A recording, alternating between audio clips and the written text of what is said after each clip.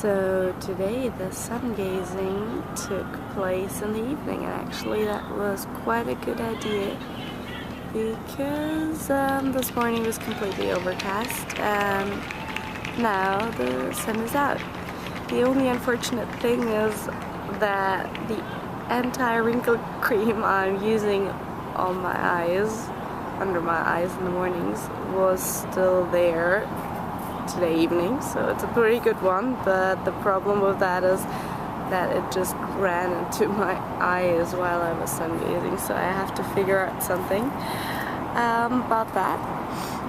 And yeah, today of course you'll get something to know about another sun god, and since we've got quite some time and it's evening, I want to tell you something about the most decisive sun cult on this planet, and that's the Egyptian one.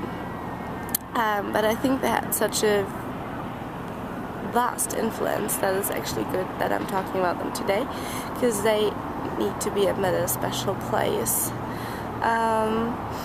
Yeah, they were also influenced by one of the other immensely important cultures, of which we can still find traces in Europe, and that's India. Like for example, Lusitania, which I was talking about yesterday, has been influenced by it, but more about that tomorrow, about India.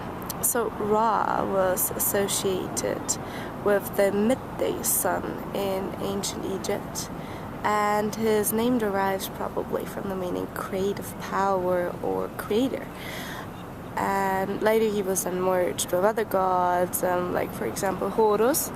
And you might remember that I've been talking about the Slavic god Horse. Yeah, I think there's quite some similarity in that.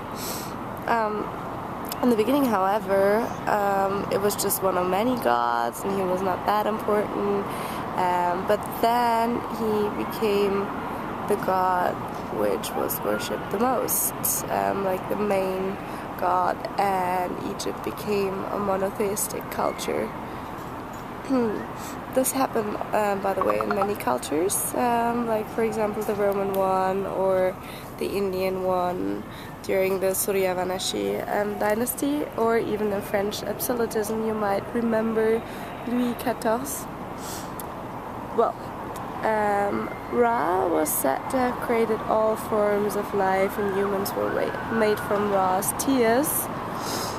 So it's pretty human that I started crying while sun gazing in the evening today. And we were even made from his sweat, it says. Hence the Egyptians called themselves the kettle of Ra.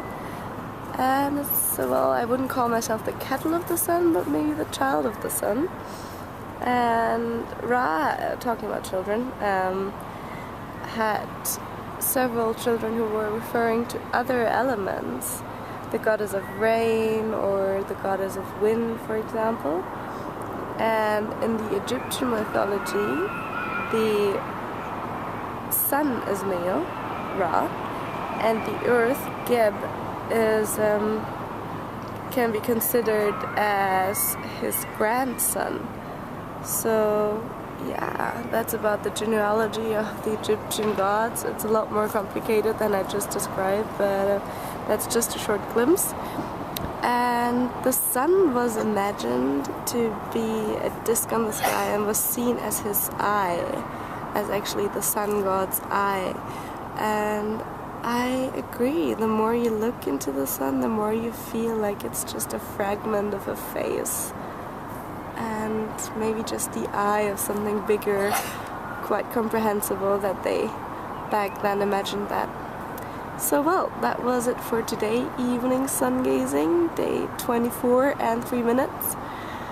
I feel fabulous, dreams are getting better, and sleep is getting better, and sun gazing is super easy if there is no wrinkle cream running down into your eyes.